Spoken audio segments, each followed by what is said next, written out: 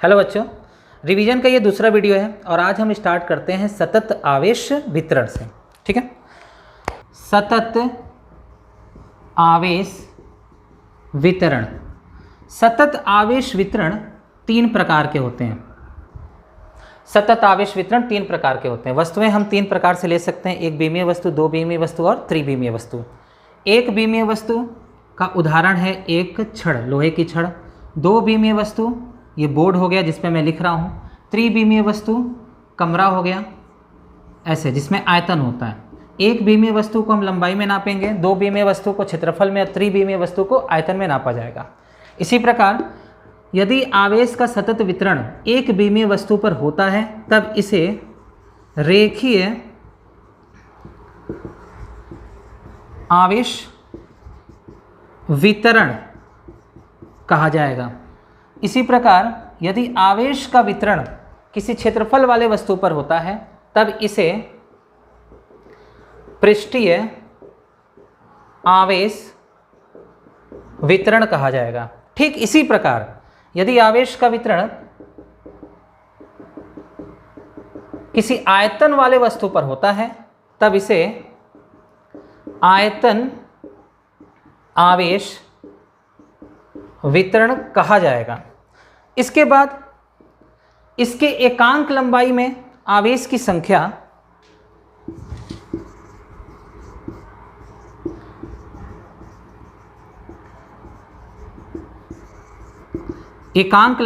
आवेश की संख्या रेखीय आवेश घनत्व कहलाती है।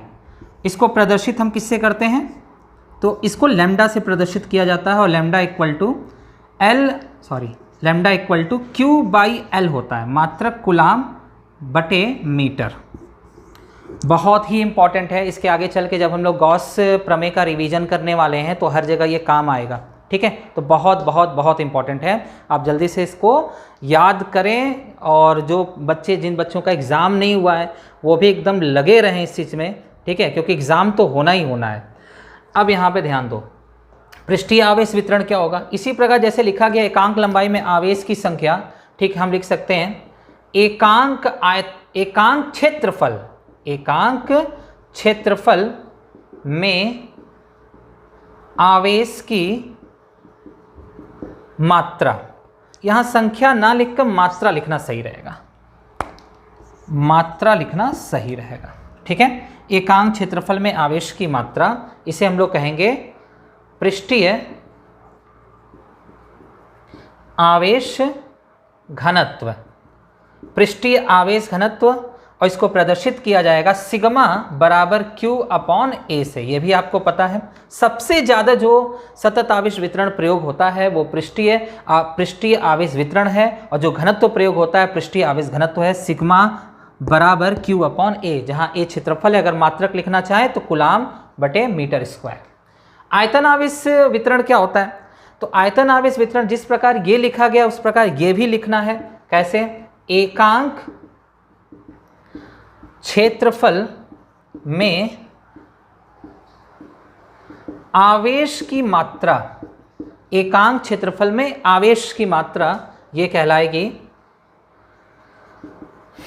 आयतन आवेश घनत्व, और इसको हम लोग रिप्रेजेंट करेंगे रो क्यू अपॉन वी, मात्रक कूलाम प्रति मीटर क्यूब। ठीक है, तो बहुत ज़्यादा इंपॉर्टेंट अगर हम बात करें तो ये तीन फॉर्मूले सबसे ज़्यादा इंपॉर्टेंट है। ठीक है, तो जल्दी से इसको नोट कर लो।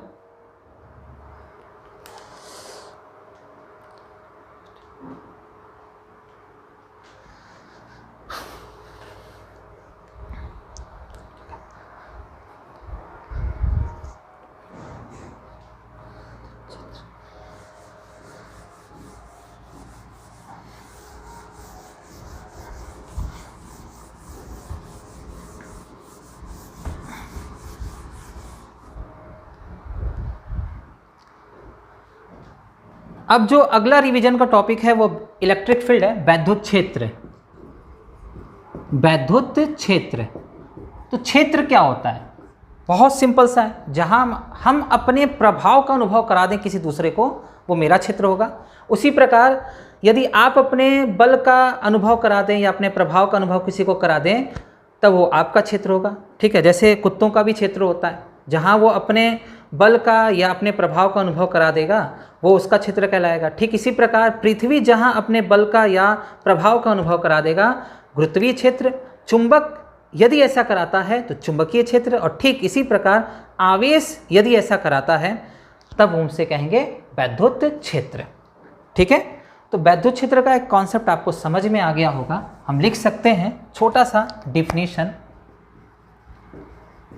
आवेश के चारों तरफ का वह क्षेत्र जहां अन्य आवेश वैद्युत बल का अनुभव करते हैं। ठीक है, जो भी आसान आपको लगे, जिस भाषा में आसान लगे, जिस तरीके से आसान लगे, वो लिखना चाहिए। ठीक है, वैद्युत क्षेत्र हो गया। इसके बाद दो कॉन्सेप्ट आपको याद रखना है। जैसे इसके पहले आप जब क्लास में पढ़ रहे थे तो उस समय आपको बताया गया था कि आवेश दो प्रकार के होते हैं, एक पॉजिटिव एक नेगेटिव है। अब यहाँ पे आवेश को भी हम थोड़ा सा क्लासीफाई करते हैं अलग टाइप से। आवेश यहाँ दो प्रकार का होगा, एक होगा जिसे हम कहेंगे स्रोत आवेश। स्रोत आवेश, अच्छा ये स्रोत आवेश दोनों हो सकते हैं, धनावेश भी स्रोत आवेश हो सकता है और ऋण आवेश भी स्रोत आवेश हो सकता है। और एक होता है एकांक धन परीक्षण आवेश। एक होता है एकांक धन परीक्षण आवेश। दोनों में अंतर क्या है? यदि अब दोनों में अंतर देखो, दोनों में अंतर क्या है, सिंपल सा ये है, जिस आवेश के पास वैद्युत क्षेत्र होगा, जो आवेश वैद्युत क्षेत्र का निर्माण कर सकता है, उसे हम स्रोत आवेश कहेंगे। तो इस स्रोत आवेश के पास वैद्युत क्षेत्र होता है। स्रोत आवेश के पास वैद्युत क्षेत्र होता है। एकांक धन परीक्षण आवेश के पास वैद्युत क्षेत्र नहीं होता है। ठीक है, फिर से एक बार, स्रोत आवेश के पास वैद्युत क्षेत्र होता है और एकांक धन परीक्षण आवेश के पास वैद्युत क्षेत्र नहीं होता है। एकांक धन परीक्षण आवेश को सोचा क्यों गया? एकांक धन परीक्षण आवेश, इसे हम टेस्ट चार्ज बोलेंगे। अब टेस्ट चार्ज एकांक धन परीक्षण आवेश ही बताएगा कि कहाँ वैद्युत क्षेत्र उपस्थित है और कहाँ उपस्थित नहीं है। ठीक है, तो एकांक धन परीक्षण आवेश के पास यानी टेस्ट चार्ज के पास किसी प्रकार का वैद्युत क्षेत्र नहीं होता है, वो अन्य वैद्युत क्षेत्र की जांच करता है। इसे हम Q0 प्लस Q0 से प्रदर्शित करते हैं। हर जगह मैं प्लस नहीं लगाऊंगा, Q0 से ही प्रदर्शित करूंगा। स्रोत आवेश को केवल Q अथवा कैपिटल Q से भी प्रदर्शित किया जाता है। तो ये दो कॉन्सेप्ट आपको याद रखना है। इसके बाद अब जो नेक्स्ट टॉपिक है रिवीजन का, वैद्युत बल रेखा है। ठीक है, इसका कॉन्सेप्ट समझते हैं, जल्दी से इसको रिवीजन करते हैं। यहाँ एक धनावेश है, यहाँ एक ऋण आवेश है, यहाँ पर एक टेस्ट चार्ज है, पॉजिटिव चार्ज। तो जब हम इस पॉजिटिव चार्ज को यहाँ रखेंगे तब इनमें क्या होगा? प्रतिकर्षण होगा, और इनमें क्या होगा? आकर्षण होगा। तो हम ये देखेंगे, ये जो पॉजिटिव चार्ज है ये यहाँ से चलता हुआ यहाँ पहुँचेगा। तो एकांक धन परीक्षण आवेश, वैद्युत क्षेत्र में एकांक धन परीक्षण आवेश चलने के लिए जिस पथ का अनुसरण करता है, हम लिख सकते हैं वैद्युत क्षेत्र में एकांक धन परीक्षण आवेश चलने के लिए जिस पथ का अनुसरण करता है वैद्युत बल रेखा कहलाती है। देखो डिफिनीशन ऐसा होना चाहिए कि एग्जाम तक आपको याद रहे, ऐसा नहीं डिफिनीशन बना दो कि बहुत डिफिकल्ट हो जाए। ठीक है, तो वैद्युत बल रेखा है वैद्युत क्षेत्र में एकांक धन परीक्षण आवेश चलने के लिए जिस पथ का अनुसरण करता है वैद्युत बल रेखा कहलाती है। यह काल्पनिक रेखा होती है, काल्पनिक रेखा होती है। वैद्युत बल रेखाओं की विशेषता, कुछ विशेषता भी हम लोग जान लेते हैं। देखो, वैद्युत बल रेखा की प्रॉपर्टी विशेषता तो बहुत सारी हैं, लेकिन हमें वही रिवीजन करना जो हमारे एग्ज़ाम में ज़्यादा इम्पॉर्टेंट है। तो सबसे पहला, वैद्युत बल रेखा धन आवेश से निकलता है और ऋण आवेश में प्रवेश करता है। फिर से एक बार, वैद्युत बल रेखा सदैव धनावेश से निकलता है, ऋण आवेश में प्रवेश करता है। दूसरा, वैद्युत बल रेखा खुले वक्र की होती है। आपको याद होगा, चुंबकीय बल रेखा बंद वक्र की होती है, एक लूप बनता है, जबकि यहाँ ऐसा कुछ लूप नहीं बनता है, इसलिए यह खुले वक्र की होती है।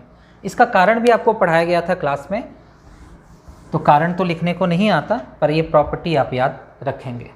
तीसरा जो होगा, तीसरे पे आते हैं हम लोग। देखो, तीसरा क्या है, ये धनावेश, ऋणावेश, और ये हो गया आपका वैद्युत बल रेखा। इस वैद्युत बल रेखा पर कहीं भी एक पॉइंट ले लो, जैसे यहाँ ले लिया, कहीं भी एक बिंदु ले लो और उस बिंदु पर एक स्पर्श रेखा खींचो। ऐसे एक स्पर्श रेखा खींचो, यहाँ ले लिया या यहाँ ले लिया, कहीं भी ले सकते हैं।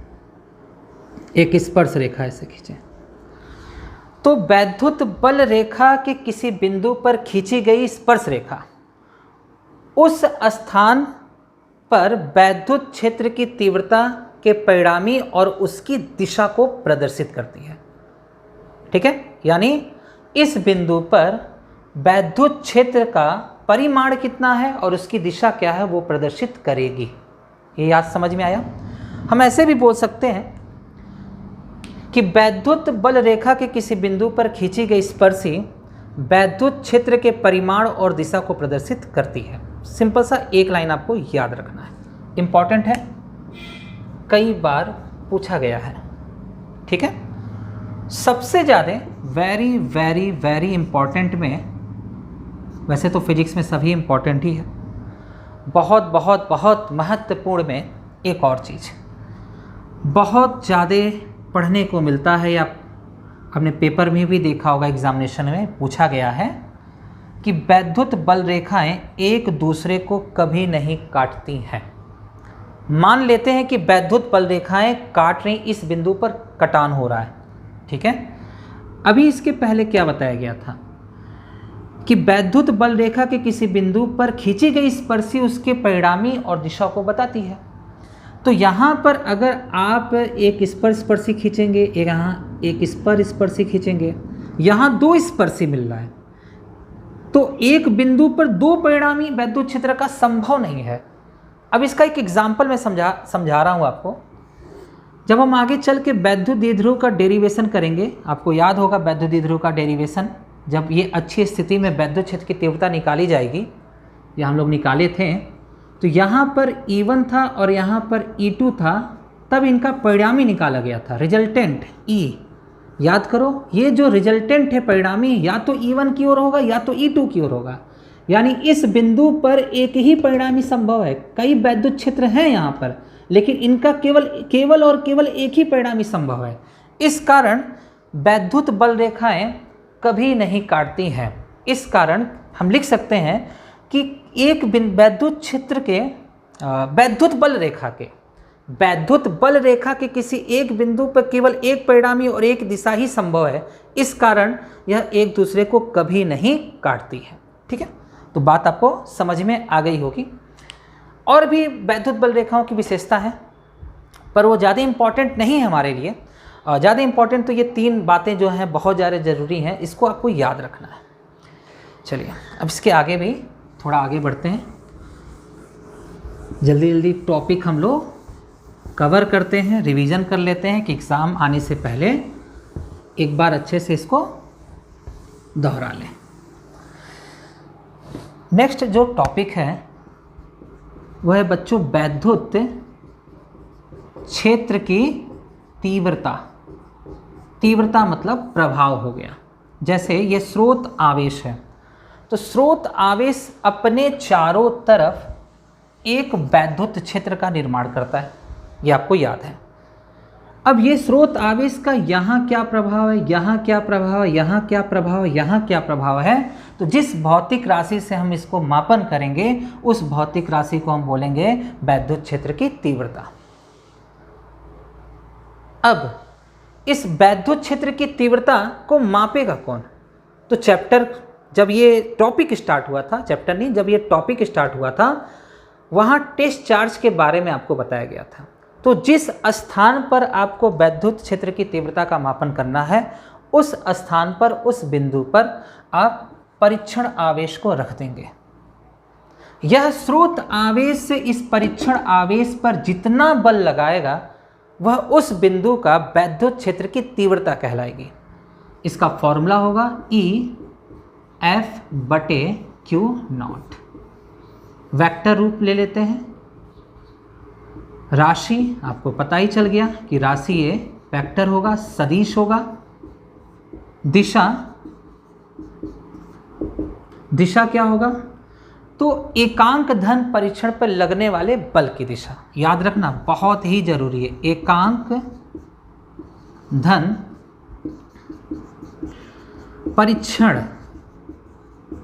आवेश पर लगने वाले बल की दिशा। ठीक है, एकांक धन परीक्षण आवेश पर लगने वाले बल की दिशा। जैसे ये हमारा स्रोत आवेश है और यहाँ एकांक धन परीक्षण आवेश है, टेस्ट चार्ज है, तो प्लस प्लस में प्रतिकर्षण होगा, तो इस पर बल इधर की ओर है, इस पर बल इधर की ओर है, तो वैद्युत क्षेत्र की दिशा भी इधर ही बनेगी।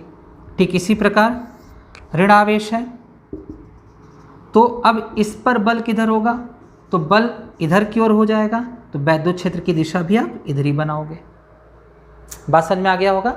तो वैद्युत क्षेत्र की दिशा देखने के लिए एकांक धन परीक्षण आवेश पर जो बल लग रहा है उसकी दिशा देखनी पड़ेगी। ठीक है, तो ये फॉर्मूला हमें याद हो गया। आप इसका बीमीय सूत्र भी निकालना सीख लें।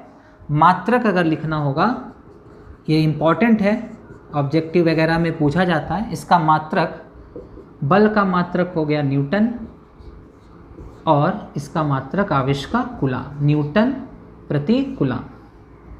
ठीक,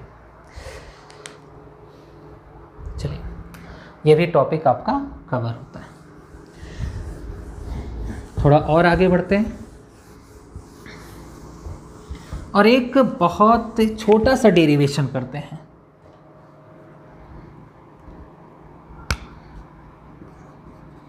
एकल आवेश के कारण वैद्युत क्षेत्र की तीव्रता, बहुत छोटा सा डेरिवेशन। इस डेरिवेशन में माध्यम वायु या निर्वात है। ये वायु या निर्वात में एक बिंदु O है। यहाँ एक स्रोत आवेश रखा हुआ है। स्रोत आवेश के बारे में आपको बताया गया था कि ऐसा आवेश जिसके पास वैद्युत क्षेत्र होता है। इस स्रोत आवेश से स्मॉल r दूरी पर एक बिंदु P है। स्रोत आवेश से स्मॉल r दूरी पर एक बिंदु P है जहां वैद्युत क्षेत्र की तीव्रता की गणना करनी है। हम क्या करेंगे, बिंदु P पर एक परीक्षण आवेश रख देंगे। अब कूलाम का नियम लगाएंगे। तो कूलाम के नियम से इनके बीच लगने वाला जो स्थिर वैद्युत बल होगा वो होगा F1/4 pi epsilon not Q0/r²। ये होगा। इसके बाद Q0 को F के नीचे लिखते हैं, बराबर और ये आपका हो जाएगा 1/4 pi epsilon not Q/r², Q/r², ऐसे लिख सकते हैं। अभी आपको पता है कि E बराबर होता है F/Q0, तो इसके स्थान पर E बराबर 1/4 पाई एप्सिलॉन नॉट Q/r² लिखा जाएगा। तो ये हमारा एक फॉर्मूला निकल के आ गया, जिससे हम आगे के डेरिवेशन को सॉल्व करेंगे। अगर इसका सदिश रूप लिखना हो, सदिश रूप, तो यहाँ वेक्टर लगाना पड़ेगा। ये केवल परिमाण है। सदिश रूप लिखने के लिए यहाँ वेक्टर लगाना पड़ेगा और यहाँ लगाएंगे r²। ये एकांक सदिश है, ठीक है। तो छोटा सा डेरिवेशन है और इस डेरिवेशन का ये फॉर्मूला सबसे ज़्यादा इंपॉर्टेंट है।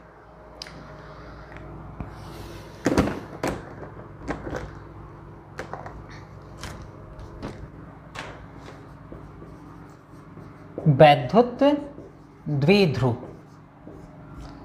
Electric dipole. अब अगले टॉपिक इलेक्ट्रिक डाइपोल के बारे में एक बार रिवीजन करते हैं। देखिए, जब परिमाण समान होना चाहिए, प्रकृति विपरीत होना चाहिए। मतलब अगर एक आवेश धनावेश है तो दूसरा ऋणावेश होगा। परिमाण में समान और प्रकृति में विपरीत दो आवेश अत्यंत सूक्ष्म दूरी पर, बहुत ही कम दूरी पर, ठीक है, ये दूरी एंगस्ट्रॉम में होती है, स्थित होते हैं, तब इस निकाय को वैद्युत द्विध्रुव कहते हैं। तो देखो कितने कंडीशन है। दूरी सूक्ष्म होना चाहिए, परिमाण समान होना चाहिए, प्रकृति विपरीत होना चाहिए। इन दूरी को हम 2L से प्रदर्शित कर सकते हैं। आप चाहो तो L भी लिख सकते हो या A भी लिख सकते हो, स्मॉल a भी लिख सकते हो, ठीक है। अब कुछ क्वेश्चन है, उस क्वेश्चन में हमको ये सीखना है कि कौन सा इलेक्ट्रिक डाइपोल मतलब वैद्युत द्विध्रुव है और कौन सा नहीं है। पहला,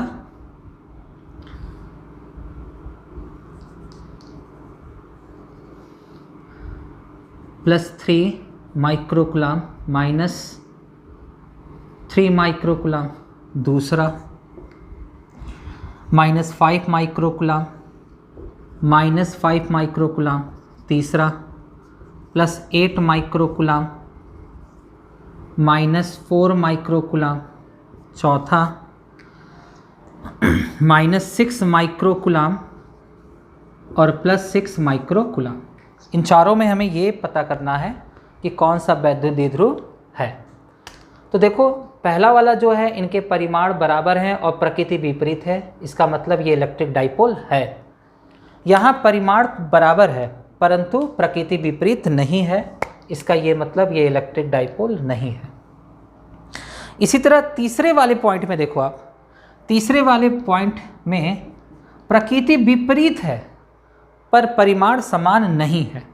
इस वाले में कंडीशन फॉलो कर रहा है, कंडीशन है परिमाण समान प्रकृति विपरीत, इसलिए यह इलेक्ट्रिक डाइपोल है, ठीक है। अब तो ये टॉपिक आपको समझ में भी आ गया, रिवीजन में भी हो गया, एक बार याद भी हो गया। इसके बाद एक और भौतिक राशि वैद्युत द्विध्रुव आघूर्ण के बारे में रिवीजन करते हैं, इलेक्ट्रिक डाइपोल मोमेंट। तो आपको पता है कि इलेक्ट्रिक डाइपोल क्या होता है, वैद्युत द्विध्रुव क्या होता है। परिमाण में समान और प्रकृति में विपरीत आवेश। थोड़ा गले में प्रॉब्लम है मेरे, आवाज़ साफ नहीं जा रही होगी। +Q -Q, इनके बीच की दूरी 2L लिख लेते हैं, ठीक है। अब यहाँ पे ध्यान से समझो, वैद्युत द्विध्रुव आघूर्ण को स्मॉल p से प्रदर्शित किया जाएगा और इन दोनों आवेशों में से किसी एक आवेश का परिमाण लिखना, चिन्ह नहीं लगाना है, और दोनों आवेशों के बीच की दूरी से गुणा कर देना है। इसे वैद्युत द्विध्रुव आघूर्ण कहते हैं। ठीक है, कैसी राशि है ये? तो राशि जो है सदिश है। मात्रक, आवेश का मात्रक कूलाम, लंबाई का मात्रक मीटर। दिशा निकालने का एक तरीका है, एकांक धन परीक्षण आवेश से हम लोग डायरेक्शन को निकालेंगे। यहाँ प्लस चार्ज रखो, ये टेस्ट चार्ज है, प्लस प्लस में प्रतिकर्षण होगा तो ये वाला इधर की ओर इसको ढकेलेगा, करेक्ट। ठीक इसी तरीके से यहाँ अगर टेस्ट चार्ज रखेंगे तो ये काफ़ी पास है तो ये इस पे बल लगाएगा, अपनी ओर खींचेगा। इस तरफ इस पॉजिटिव चार्ज का ज़्यादा प्रभाव होगा, इस तरफ इसके नेगेटिव चार्ज का ज़्यादा प्रभाव होगा। दोनों ही शर्त में आपने ये देखा कि एरो की डायरेक्शन, जो तीर है वो तीर की दिशा एक ही दिशा में है। तो इस तीर को आप यहाँ ले लो, इस तीर को तो हम कहीं भी लगा सकते हैं ना। इस तीर को आप अगर यहाँ रख दिया जाए तो ये तीर प्रदर्शित कर रहा है नेगेटिव से पॉजिटिव। तो वैद्युत द्विध्रुव आघूर्ण की दिशा नेगेटिव से यानी ऋण आवेश से धन आवेश के तरफ होती है, नेगेटिव से पॉजिटिव के तरफ होती है। ठीक है, अब यहाँ पर दो चीज़ें याद रखनी है। वैद्युत क्षेत्र की दिशा पॉजिटिव से नेगेटिव होती है और वैद्युत द्विध्रुव आघूर्ण की दिशा नेगेटिव से पॉजिटिव होती है। ठीक है बच्चों, तो ये भी टॉपिक आपका कवर होता है। चलिए बच्चों, अगला जो टॉपिक हमारा है वैद्युत द्विध्रुव के अक्षीय, निरक्षीय और व्यापक स्थिति में डेरिवेशन करना। ठीक है, बड़ा डेरिवेशन है और ज़्यादा इम्पॉर्टेंट है। लगभग हर एग्ज़ाम में किसी न किसी सेट में ये पूछा जाता है। तो चलो, सबसे पहले यहाँ डाइपोल मैंने बनाया वैद्युत द्विध्रुव, ये प्लस ये माइनस हो गया। ठीक है, दोनों आवेशों को मिलाने वाली रेखा, ये दोनों आवेशों को मिलाने वाली रेखा इसके बाहर या इस साइड या इस साइड कोई भी पॉइंट आप ले लो, यहाँ ले लो या यहाँ ले लो, तब इसे अक्षीय स्थिति कहेंगे। ये अक्षीय स्थिति है। ठीक इसी प्रकार वैद्युत द्विध्रुव को लंबवत काटने वाली रेखा, एकदम बीच से जाए, लंबवत काटने वाली रेखा पर कहीं भी पॉइंट ले लो, यहाँ यहाँ यहाँ, इस स्थिति को निरक्षीय स्थिति कहा जाएगा। ठीक है, तो दो स्थिति आपको पता चल गया, एक अक्षीय स्थिति और एक निरक्षीय। इन अक्षीय और निरक्षीय स्थितियों को छोड़कर अब कहीं भी एक पॉइंट ले लेंगे तब यह कहलाएगा व्यापक स्थिति। और तीनों ही स्थितियों में हमें वैद्युत क्षेत्र की तीव्रता की गणना करनी है। ठीक है बच्चों, आइए शुरू करते हैं। सबसे पहला डेरिवेशन।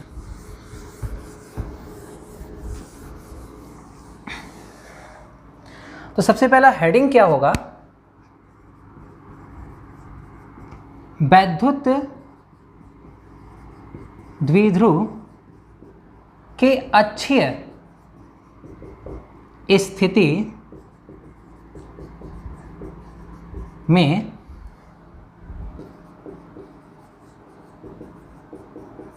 वैद्युत क्षेत्र की तीव्रता की गणना। ठीक है, सीधा सीधा क्वेश्चन भी पूछता है इसमें, जैसा हेडिंग है वैसा क्वेश्चन ही आएगा। फिलहाल हमें क्या करना है, एक वैद्युत द्विध्रुव लेना है, नेगेटिव इधर पॉजिटिव, ये ए और बी पर रखना है। पूरा का पूरा जो माध्यम है वायु या निर्वात में ये काम किया जा रहा है। जो भी हम डेरिवेशन कर रहे हैं उसका माध्यम क्या है, वायु या निर्वात है। ये बातें समझ में आ गई। अब देखो इसके अच्छी स्थिति में एक पॉइंट P लेना है, तो अच्छी स्थिति हम यहाँ लेते हैं, एक बिंदु P लेते हैं।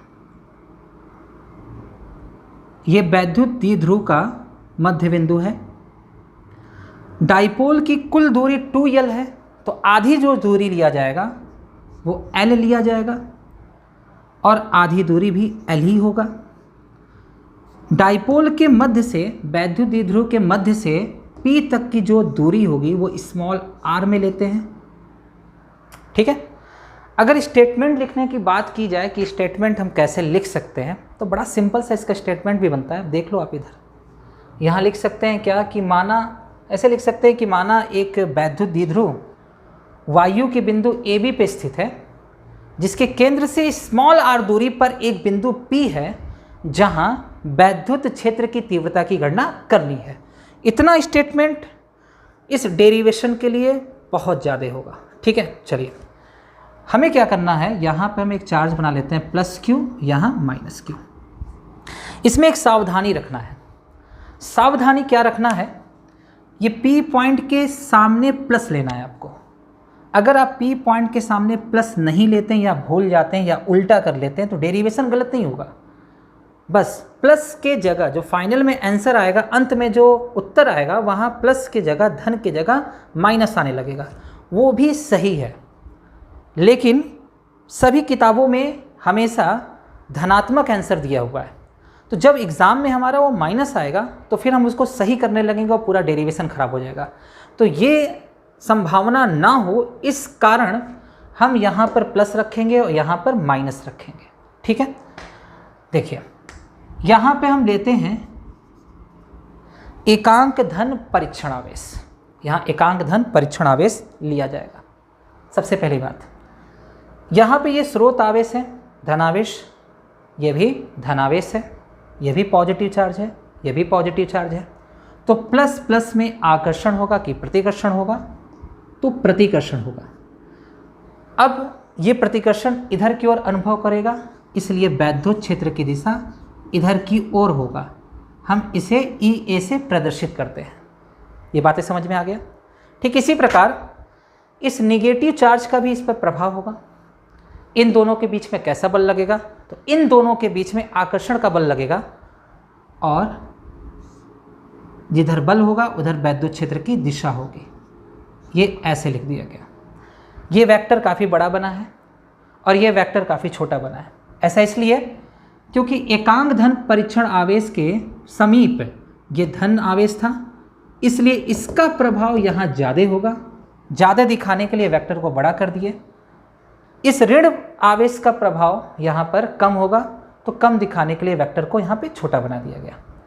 इनके बीच में 180 अंश का कोण बन गया।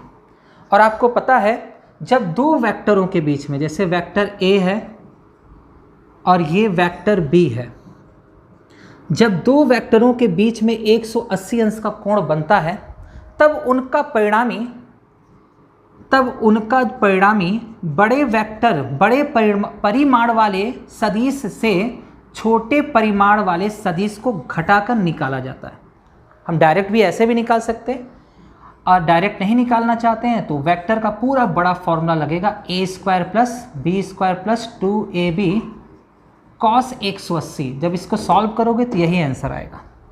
ठीक है, तो आपने देखा एक बिंदु पे दो सदिश काम कर रहा है। जब एक बिंदु पर एक से अधिक सदिश काम करता है तब उसका परिणाम ही निकालना पड़ता है। तो सबसे पहले हम इसको लिखेंगे कैसे, +Q, थोड़ा इधर से डेरिवेशन स्टार्ट करते हैं, बहुत बड़ा डेरिवेशन है ये।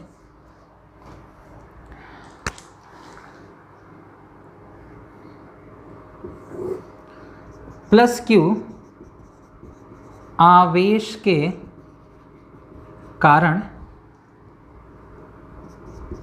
P पर वैद्युत क्षेत्र की तीव्रता EA बराबर 1/4 पाई ε0 Q अपॉन यहाँ से यहाँ तक की दूरी। ठीक है, चलो यहाँ से यहाँ तक की दूरी होगी। देखो O से अगर हम P पर जाते तो R डिस्टेंस होता, दूरी होता, लेकिन हमको नापना कहाँ से है, ए से पी की दूरी नापना है। कितना कम करना पड़ेगा, एल, यानी ये दूरी हुई r माइनस एल, ऐसा आपको मैंने बताया भी था। ठीक इसी प्रकार बी बिंदु से पी बिंदु के बीच की दूरी होगी r plus L plus L. तो यहाँ हो गया ई ए बराबर 1/4 पाई एप्सिलॉन नॉट क्यू बटे दूरी का वर्ग है, तो दूरी का वर्ग r माइनस एल का होल स्क्वायर। ठीक है, पहला बन गया। इसी तरह माइनस आवेश के कारण P पर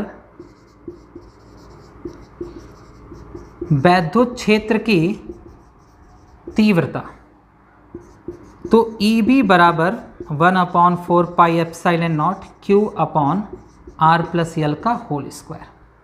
ठीक है, P पर परिणामी चुंबकीय क्षेत्र की तीव्रता, तो E बराबर ई ए माइनस ई बी ऐसे लिख सकते हैं, और ई ए की वैल्यू यहाँ से लिख लेते हैं, Q बटे R माइनस एल का whole square minus 1/4 pi epsilon not Q बटे R प्लस एल का होल स्क्वायर। कॉमन क्या दिख रहा है आपको इसमें, जो कॉमन है वो निकाल लो, 1/4 पाई एप्सिलॉन नॉट Q, तो एक बटे क्या बचा, R माइनस एल का होल स्क्वायर, और यहाँ क्या बचा, एक बटे R प्लस एल का होल स्क्वायर, ब्रैकेट क्लोज। ये बातें समझ में आ गई आपको। इसके बाद हमें क्या करना है, 1/4 पाई एप्सिलॉन नॉट Q, इसका एलसीएम लेते हैं, R माइनस एल का whole square, R plus L का होल स्क्वायर, क्रॉस मल्टीप्लाई। ठीक है, अब इसको मैथमेटिक्स लगा के सॉल्व करेंगे। थोड़ी गणित आनी चाहिए, इधर का रफ कर देता हूं।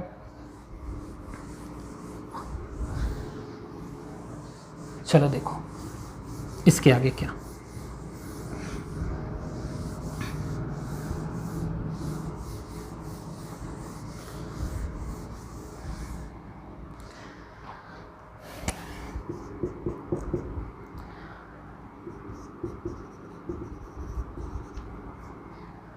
इसका फॉर्मूला जो a प्लस बी का होल स्क्वायर जैसे है, ये a माइनस बी के होल स्क्वायर जैसे है। ठीक है, तो करना क्या है आपको कि फॉर्मूला लगा देना है। फॉर्मूला लगाएंगे तो क्या होगा, R square plus L square plus 2RL और माइनस एक मिनट, इधर भी थोड़ा सा जगह बना लेते हैं, minus R square plus L square minus 2RL, सामने माइनस लगा हुआ क्योंकि ये ब्रैकेट में होता, तो ब्रैकेट हटाएंगे तो चिन्ह परिवर्तित हो जाएगा। तो इस प्रकार ये और ये इन दोनों से कैंसिल हो जाएगा। नीचे वाले पद को हम ऐसे भी लिख सकते हैं, R plus L R minus L का संपूर्ण होल स्क्वायर, ऐसे। अब क्या बचता है, 1/4 pi epsilon not 2RL 4RL यहाँ Q, और इसे मैं लिख सकता हूँ R square minus L square का होल स्क्वायर। इतनी बात आपको समझ में आ चुकी है। ठीक है, थोड़ा सा और भी बचा हुआ डेरिवेशन। क्या बचा हुआ है, अब यहाँ पे ध्यान से समझो। यहाँ डाइपोल हमने रखा था वायु या निर्वात में A B बिंदु पर, ये इसका मध्य बिंदु O था, अच्छी स्थिति में एक बिंदु P था, O से P की दूरी R थी, A से O की दूरी L है। ठीक है, तो अब थोड़ा सा ध्यान से समझो। अगर हम R और L में तुलना करें कि बड़ा छोटा कौन सा है, तो आपको देखने को मिल रहा है कि R काफ़ी बड़ा है L से। ये बातें समझ में आ गई। तो अगर हम आर स्क्वायर और एल स्क्वायर में तुलना करना है तो क्या होगा, इसको समझने के लिए एक कॉन्सेप्ट ये है कि 2 और 0.2 में बड़ा कौन है, 2 है। लेकिन जब इनका वर्ग किया जाएगा तो 2 का वर्ग 4 होगा और 0.2 का वर्ग 0.04 होगा। तो ये अंतर और भी बड़ा हो जाएगा, जो छोटा बड़ा होने का अंतर है वो और भी बड़ा हो जाएगा, यानी अब ये और बड़ा हो जाएगा।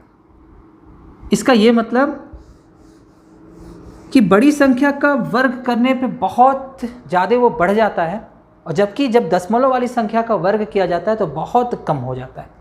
तो अगर इनका वर्ग करें, आर स्क्वायर और एल स्क्वायर की तुलना करें, तो आर स्क्वायर बहुत बड़ा होगा एल स्क्वायर की तुलना में। एल स्क्वायर बहुत ही छोटा हो जाएगा। कितना छोटा हो जाएगा, कि इतना छोटा हो जाएगा कि हम इसको 0 ले सकते हैं। ठीक है, बात समझ में आ गई होगी। या ऐसे भी समझ सकते हैं, यहाँ 0, ये 1, ये 2, -1 -2, 1 2 3 4। यहाँ 2 का वर्ग करते हैं, देखो यहाँ पे एक वस्तु रखी है। अब ये वस्तु 2 का वर्ग करते हैं तो ये पॉइंट, वस्तु नहीं मान के पॉइंट मान लो, 2 का वर्ग करने पर यहाँ मान लेते हैं ये आ जाता है 0.2 की स्थिति है, ये 2 की स्थिति है। तो 2 का वर्ग करने पर वो 4 हो गया, तो 4 उधर चला गया, 0 से बहुत दूर चला गया। लेकिन 0.2 का वर्ग करने पर 0.04 आया था, वो 0 के समीप आ गया, 0 के समीप आ गया। तो 0 के समीप आ गया, इतना समीप हो गया कि इस वैल्यू को हम क्या मान सकते हैं, 0 मान सकते हैं। और एक और चीज़, P बराबर होता है Q इंटू 2L। अब ध्यान से समझो, तो E बराबर 1/4 पाई एप्सिलॉन नॉट, Q आपको दिख रहा है, 4RL को थोड़ा सा टेक्निक से लिखते हैं, 2L 2R, बात तो वही हुई। R स्क्वायर, L स्क्वायर को 0 माना गया है का होल स्क्वायर।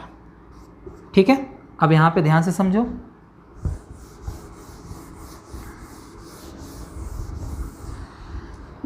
ध्यान से समझिए। E बराबर हुआ 1/4 पाई एप्सिलॉन नॉट, Q2L को मैं लिख सकता हूँ P, और 2R अपने जगह पर होगा, और नीचे बचा R स्क्वायर यहाँ है, 2 घात यहाँ लगी हुई है, R पे पावर 4, 1 घात ये कम करेगा, तो E बराबर 1/4 पाई एप्सिलॉन नॉट 2P/R³। ये हमारा फाइनल रिजल्ट हुआ। तो आपका इस टॉपिक का भी रिवीजन हो चुका है। अब ये जो परिणामी वैद्युत क्षेत्र की तीव्रता आया है अच्छी स्थिति में, इसकी दिशा क्या होगी, दिशा हम कैसे पता लगाएंगे। चलिए अब बात करते हैं परिणामी की दिशा क्या होगी। देखो यहाँ पर डाइपोल बना लेते हैं, इसके अच्छी स्थिति में एक पॉइंट P था, इस आवेश के कारण यहाँ वैद्युत क्षेत्र बाहर की तरफ EA, और इस आवेश के कारण इधर की ओर EB। आपको पता है कि EA का मान EB से अधिक होगा। क्यों अधिक होगा, इसलिए अधिक होगा क्योंकि प्लस चार्ज इसके समीप है, इसका मतलब EA बड़ा होगा EB के। ये ऐसी बात हो गई कि एक बच्चे को इधर की तरफ 10 न्यूटन से खींचा जा रहा है और इधर की तरफ 2 न्यूटन से खींचा जा रहा है, तब इस बच्चे पर कितना परिणामी काम करेगा, 8 न्यूटन का काम करेगा।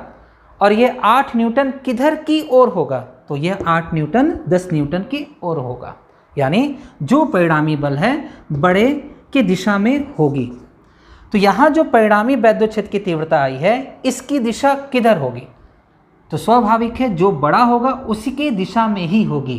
तो बड़ा यहाँ पे कौन है, तो बड़ा EA है, तो परिणामी E की दिशा EA के दिशा में होगी। बात समझ में आया कि नहीं आया, क्लियर है टॉपिक, दिशा हमने यहाँ पे प्राप्त कर लिया। ठीक है, तो ये भी टॉपिक का रिवीजन हो चुका है। इसके बाद है निरक्षीय स्थिति में वैद्युत क्षेत्र की तीव्रता की गणना।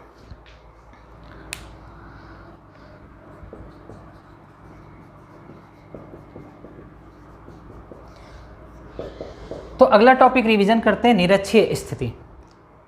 एक डाइपोल वायु या निर्वात में स्थित है ए और बी, इसका ये मध्य बिंदु और ये निरक्षीय स्थिति है। ये वाली दूरी L होगी,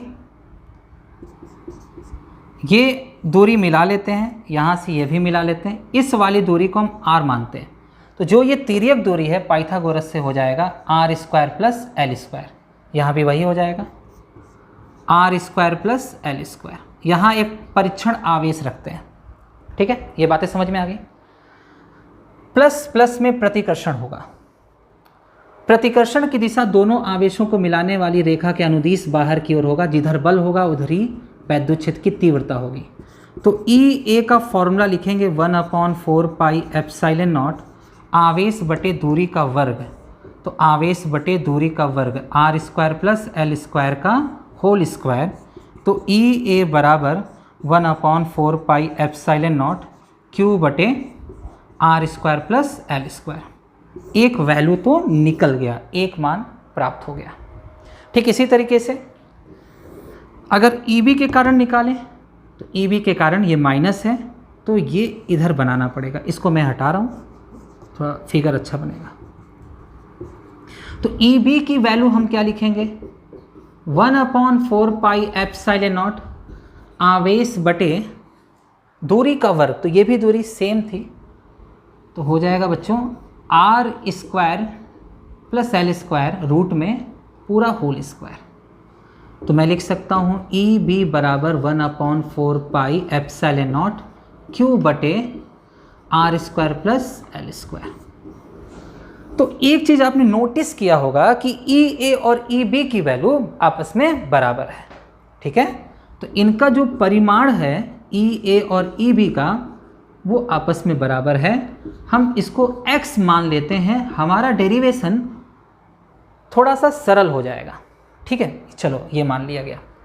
यहाँ देखो इस बिंदु पे दो वेक्टर अभी काम कर रहे हैं EA और EB, और इसकी कोई निश्चित दिशा नहीं है। कहने का मतलब अगर दोनों वेक्टर एक ही दिशा में होते हैं इसको हम जोड़ लेते हैं, विपरीत दिशा में होता तो घटा लेते हैं।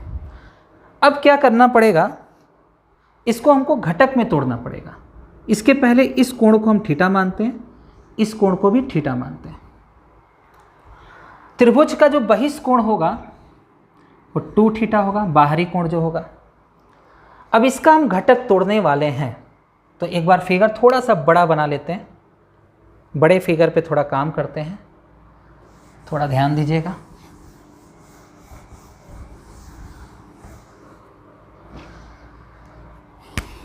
डाइपोल A B, ये बिंदु हो गया आपका O, निरक्षीय स्थिति हो गया, इसको ऐसे मिला लिया, इसको ऐसे मिला लिया, ये पॉइंट P हो गया, EA हो गया, EB हो गया, थीटा हो गया, थीटा हो गया 2 थीटा। घटक तोड़ते हैं, ये L आकृति में इसको बंद किया गया। ये 2 थीटा था तो आधा थीटा होगा। आधा क्यों थीटा होगा, इस कारण होगा क्योंकि EA और EB परिमाण में आपस में बराबर है, तो एंगल भी बराबर बटेगा। तो जिसके साथ थीटा लगा रहता है EA कॉस थीटा, जिसके साथ थीटा नहीं लगा रहता है ये आप जानते हो EA साइन थीटा। ठीक इसी प्रकार इसका घटक यहाँ एक आएगा EB कॉस थीटा, और इसका घटक एक नीचे आएगा, इसको हम लोग लिख सकते हैं EB साइन थीटा। आप ये भी देख रहे हो कि EA sine theta EB sine theta आपस में परिमाण में तो बराबर है, दिशा में विपरीत है। तो लिख सकते हैं घटक EA साइन थीटा तथा EB साइन थीटा बराबर और विपरीत है, अतः यह निरस्त हो जाएगा। इसका ये मतलब ये दोनों घटक कैंसिल हो गया, इनका कोई काम नहीं है। ठीक है, अब ये भी आपस में टूट चुका है, ये टूट चुका है, ये टूट चुका है, बचा केवल ये। तो P पर जो परिणामी तीव्रता होगा इनको जोड़ने से मिलेगा। जोड़ने से ही क्यों मिलेगा? क्योंकि दोनों की दिशा सेम है, पर समान है। तो थोड़ा सा इधर का भी मैं रफ कर लेता हूँ, इधर का हो गया होगा, यहाँ पे समझ लेते हैं इस चीज़ को। तो P पे जो परिणामी तीव्रता होगी उसको लिखेंगे E, इन दोनों को ऐड करेंगे, EA cos theta plus EB cos theta. आपको पता है कि यहाँ पर हम EA और EB को x भी लिख सकते हैं। अगर यहाँ भी x होगा, यहाँ भी x होगा, तो x cos theta, x cos theta, तो 2x cos थीटा लिखा जा सकता है। बातें समझ में आ गई होंगी, है ना? इसको हम लोग लिख सकते हैं 2x cos थीटा। कोई दिक्कत? चलो, अब नहीं लिखने का मन है तो cos थीटा को आप कॉमन निकाल लेना। ठीक है, तो चलो एक काम करते हैं, ये x वाला कॉन्सेप्ट यहाँ से थोड़ा सा हटा लेते हैं और पूरा का पूरा डेरिवेट कर देते हैं, थोड़ा वो इजी हो जाता हो। और क्या कर सकते हैं कि cos थीटा को बाहर निकालो, तो EA plus EB cos theta. cos theta हम कैसे पता लगाएंगे? यहाँ फिगर में देखो एक बार। ठीक है, ये वाला लाइन ऐसे नीचे आ गया था, ये थीटा था, ये वाला जो था R square plus L square था, ये आर था। तो cos थीटा बराबर होता है आधार बटे कण। तो आधार में एल है और कण में रूट में R square plus L square है, तो आधार बटे कण, तो एल बटे रूट में R square plus L square. cos theta की वैल्यू रखनी पड़ेगी, तो cos थीटा की वैल्यू रखा गया एल बटे रूट में R square plus L square. E A की वैल्यू ई बी की वैल्यू बराबर है, इन दोनों में से किसी एक वैल्यू को लिखना है। 1/4 पाई एप्सिलॉन नॉट क्यू बटे R square plus L square. देखो ई बी की वैल्यू वही लिखी जाएगी, ई ए की वैल्यू भी यही लिखी जाएगी, दो बार लिखी जाएगी। तो मैं एक काम करता हूँ, यहाँ 2 से मल्टीप्लाई कर देता हूँ। ये आपको समझ में आ चुका होगा। थोड़ा और आगे बढ़ते हैं।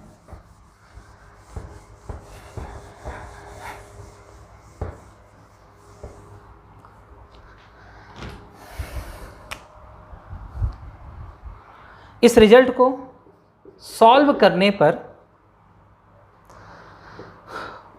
1/4 pi epsilon naught Q 2L, ये रूट है, तो रूट को हम पावर के रूप में, घात के रूप में 1/2 भी लिख सकते हैं। यहाँ कितना घात है? 1 घात है। यहाँ कितना घात है? 1/2 घात है। तो हम ऐसे भी लिख सकते हैं R square plus L square, 1/2 में 1 जोड़ेंगे तो 3/2 घात। फिर से वही बात कि r बहुत बड़ा है l से, तो r स्क्वायर और बहुत बहुत बहुत बड़ा होगा l स्क्वायर से, तो l स्क्वायर 0 मानना पड़ेगा। और p के स्थान पर, Q2L के स्थान पर हम p लिख सकते हैं। तो हमारा जो डेरिवेशन का फाइनल आंसर आएगा वो p बटे, यहाँ पर एल स्क्वायर को हम 0 करेंगे, आर क्यूब, ये हमारा फाइनल आंसर आएगा। तो इस टॉपिक का भी रिवीजन हो चुका। चलिए, तो अब जो परिणामी वैद्युत क्षेत्र की तीव्रता है उसकी दिशा की बात हम करते हैं। ये जो परिणामी वैद्युत क्षेत्र की दिशा निकली हुई है,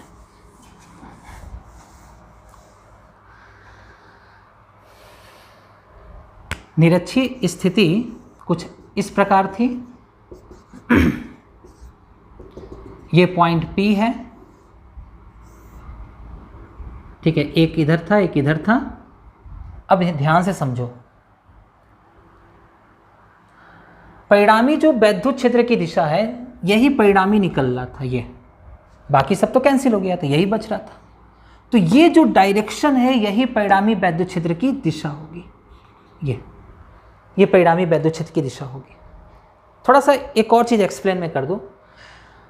वैद्युत द्विध्रुव आघूर्ण की दिशा सदैव माइनस से प्लस की ओर होती है। वैद्युत द्विध्रुव आघूर्ण की दिशा माइनस से प्लस की ओर होती है, यानी P की दिशा माइनस से प्लस की ओर होती है। तो निरक्षीय स्थिति में परिणामी वैद्युत क्षेत्र की दिशा, जो निरक्षीय स्थिति है, परिणामी में वैद्युत क्षेत्र की दिशा वैद्युत द्विध्रुव आघूर्ण की दिशा के विपरीत है। तो निरक्षीय स्थिति में वेक्टर E की दिशा P के विपरीत होती है। बात समझ में आया? अच्छी स्थिति में, एक बार अच्छी स्थिति को भी देख लेते हैं।